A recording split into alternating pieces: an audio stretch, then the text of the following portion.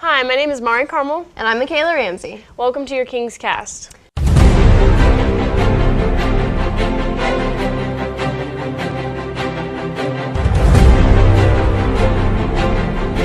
Well, let's run on out to the hallway with Hayden and Olivia.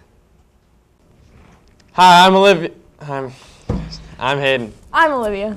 and we're here for your entertainment. And, well, I'll see you in the hallway. Okay, going 70 miles an hour down a flooded highway. Okay? How long does it take for you to go 70 miles? Yeah, first of all, I'm not good at math at all, so I'm dead tired. How long does it take to go 70 miles? Okay, going 70 miles an hour down a flooded highway. How long does it take to go 70 miles? Okay, I seriously don't know. Give me a ballpark answer. 4 minutes. Okay, well, there you go. When was the first Lewis Cast company? I don't know either. All right. Hello, sir. Oh, whoa. Hey. Okay, I have a question for you. Come here. Alright. What is your favorite thing about Lewis Cast? Well, it used to be the hallways, but they're pretty crammed up now.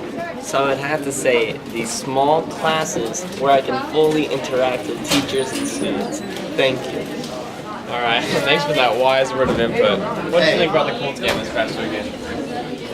Well, they were awesome. I think they lost Yeah, do you know the score? 9 to like 26. Yeah, it's approximately. What kind of fan are you? I'm an Atlanta Falcons fan. Ah. Did you hear we have a regional qualifier? I did. Congratulations to Olivia Salyers on qualifying for regionals in girls golf. Well, let's head over to Hannah and Hayden with the interview. We're here with 18 questions with Olivia Salyers for the 18 rounds of golf that you had to play to qualify for regionals. When is your birthday? November 6th, Where were you born? Kokomo. How many siblings do you have? 2, What's your favorite color? Blue. What are your siblings' names? Jack and Luke. What's your favorite animal? Giraffe. Do you have any golfing superstitions? I only putt twice before I play.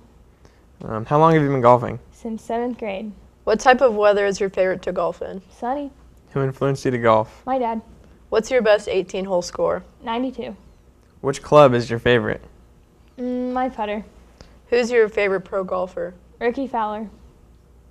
He dresses well. Do you have any pets? No. Have you always went to Lewis Cast? Yep. What's your favorite type of ball to golf with? Hot pink top flight balls. What's your favorite golf course? Logan Sport Country Club. Do you have any word of advice to give to future golfers? Don't get mad if you get a 10 because you can come back from that. 19th question, since she was in a playoff to qualify for regionals.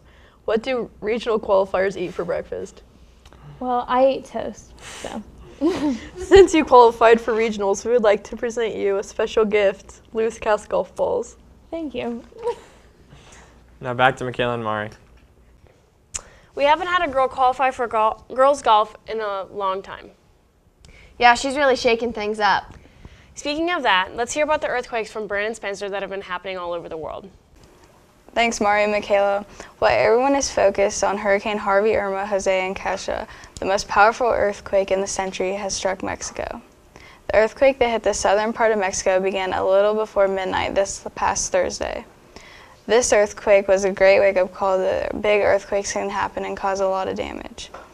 In 1985, an earthquake occurred in Mexico which caused seismologists to install an alarming system to give people a slight warning to prepare. They are now looking into an earthquake that is possible for California and getting the same alarming system. If California has the same earthquake or worse than the one that just happened in Mexico, it could cause a lot more damage and a lot more death because the San Andreas Fault line goes through highly populated areas of California. Right now, seismologists are trying to create an application to warn people and give updates on possible earthquakes and ones occurring right now. You might not think an earthquake could happen here, but there's actually a fault line along the Mississippi River. Back to Michaela and Mari. Sounds like the devastation is huge right now. I can never imagine something like that happening so close to home. Speaking of close to home, let's see how King sports are going. Thanks, Martin and Michaela. I'm Hayden Vest, I'm Hannah Young. and this is sports. Last Friday, the Kings had a home game against Shenandoah. It started off to a rough start when Shenandoah got the 12-0 lead in the first half. But after halftime, the Kings came back strong, scoring 13 points in the third quarter and 7 points in the fourth quarter, eventually coming out on top to a 20-12 victory. The Lady Kings traveled 2 hours to New Prairie for the biggest meet in the state last weekend. It was the 50th annual running of the New Prairie Invite. Maya Martin won the small school race while Lexi Jackson received second. The team placed 5th overall out of 42 teams in the small school race. The team travels to Culver Military next weekend for the Culver Invite. The boys cross-country team placed 3rd at the Tipton Invitational this past weekend, with Bailey Scott finishing 2nd overall. The JV team went 1, 2, 3, 4, and 5 with David Wolver in 1st, Bryce Hagan in 2nd, Blaine Rudd in 3rd, Samuel Miller in 4th, and Nolan Young in 5th, winning the event. They travel to Wabash next Tuesday and Vin Central Invitational next Saturday. The Lady Kings golf team traveled to Chippendale last Friday for the sectional. Senior Olivia Salyers advanced as an individual to regionals next weekend at Battleground in Lafayette. The boys tennis team competed in the Hoosier Conference tournament this past week. Everyone advanced to the second round for the first time in Lewis Cass history, while Drew Cornell and Josh Hanlon in the one doubles advanced to Saturday, where they played Twin Lakes, beating them in 2 straight sets, but they lost to Western later in the day in 3 tough, hard-fought sets. Thank you. Now back to Michaela and Mari. Sounds like the Kings are having some really good sports seasons this fall. Lots of the teams wouldn't be where they are without the amazing coaches. The coaches' service to the community and to the athletes is greatly appreciated. Let's hear more about service to the community from Caleb Johnson. Thanks, Michaela and Mari. Many community projects would go undone or unfinished if it were not for the countless volunteers who help out. Community service projects here at school include the NHS having a canned food drive or the Student Council hosting a clothing donation in the winter. Outside of school, you could help clean up trash along highways or even donate to the Red Cross to help out people of the recent hurricanes. There are numerous benefits gained by volunteering, which include a sense of giving back, time management skills, and even scholarships in some cases. If you'd like to become more involved, ask your teacher, pastor, parents, contact the Red Cross, or call United Way of Cass County for more information on projects you can help with. Back to 2 of the greatest volunteers in the school. Thanks, Caleb. Sometimes we don't always notice everyone in the school. That's why Michaela Thompson will be talking about the 7th grade class. Thanks for that intro, Michaela and Mari. I'll be talking about our 7th graders. Are our Lewis Cass 7th graders smarter than everybody thinks?